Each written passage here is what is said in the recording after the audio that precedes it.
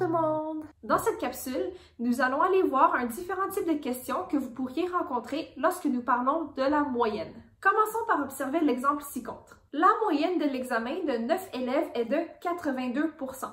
Voici les résultats de 8 d'entre eux. Et la question, c'est d'aller trouver quel est le résultat de la 9e personne. Notre objectif est donc d'aller faire un calcul afin d'aller trouver quel était le résultat du 9e élève pour faire en sorte que le groupe au complet ait une moyenne de 82%.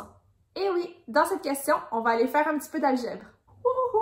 Mais ne vous inquiétez pas, on va y aller ensemble étape par étape. Première chose à faire. Nous devons tout d'abord aller réécrire la formule que nous allons utiliser et dans cette situation, nous voulons aller utiliser la formule de la moyenne.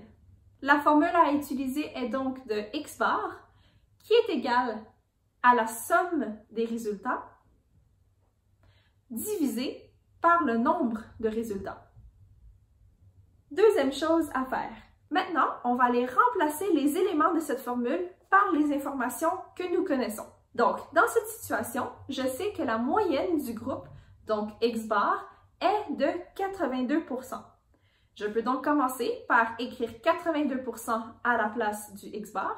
Au numérateur, j'ai besoin de la somme de mes résultats. Je vais donc aller additionner le résultat de mes 9 élèves.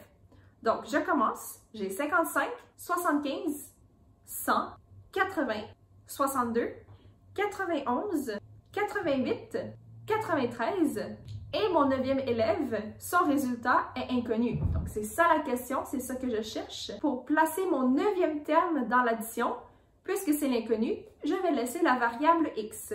Et puis, je divise par le nombre de résultats. Et ici, dans la question, nous avons un total de 9 élèves. Troisième chose à faire. Avant de commencer l'algèbre, on va pouvoir aller simplifier cette grosse fraction. Vous voyez, j'ai une somme de 9 éléments, dont 8 d'entre eux sont des termes semblables. Ce sont toutes des constantes. Si je les additionne ensemble, j'obtiens donc une somme de 646. J'ai encore ma variable x, donc plus x, qui n'a pas été affectée, et mon divisé par 9. À gauche de mon égal, j'ai encore mon 82%. Je n'ai pas encore fait d'opération inverse.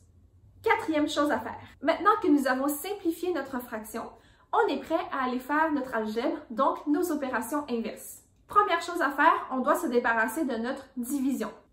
Donc, l'opération inverse de diviser par 9, c'est de multiplier par 9.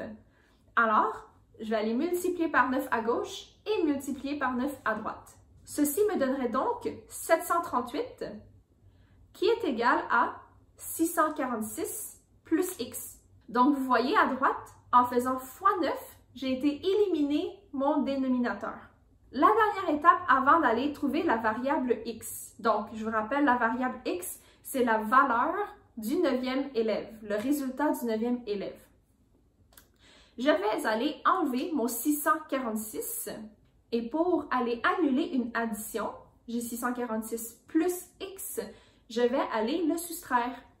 Quand je le soustrais à gauche de mon égal, j'obtiens un résultat de 92 et à droite de mon égal, il me reste seulement la variable x. Je trouve donc que le résultat du 9e élève est de 92%.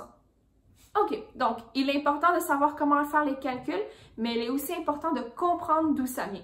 Ce que ce résultat veut dire, c'est que si je prends la moyenne de mes 9 élèves maintenant en prenant compte du résultat qu'on a obtenu. Donc, si je recalcule la moyenne avec l'élève qui a eu 92%, je devrais en théorie obtenir une moyenne de 82%. Allons vérifier si c'est le cas. Je vais réécrire la formule de moyenne, mais maintenant je vais faire comme si je ne savais pas que la moyenne était de 82. On va aller vérifier si mon 92% est la bonne réponse. Donc, si j'additionne au numérateur tous mes résultats, donc les 8 premiers qu'on avait au début dans la question, avec le 92, je divise le tout par 9 et dans ma calculatrice, lorsque je fais ce calcul, j'obtiens bel et bien 82. Puisque cette réponse, le 82, correspond à ce qu'on avait dans la question au début, je suis certaine que mon 92% est le bon résultat de mon 9e élève. Donc, tout ça, c'est pour dire que nous pouvons faire nos opérations inverses afin d'aller retrouver un résultat ou une donnée d'un sondage à partir de notre moyenne que nous connaissons. N'oubliez pas, si vous avez des questions concernant la matière ou les capsules, n'hésitez pas à laisser un commentaire juste en bas de la vidéo ou à m'envoyer un courriel, ça va me faire plaisir, comme toujours, de vous répondre. Bonne journée!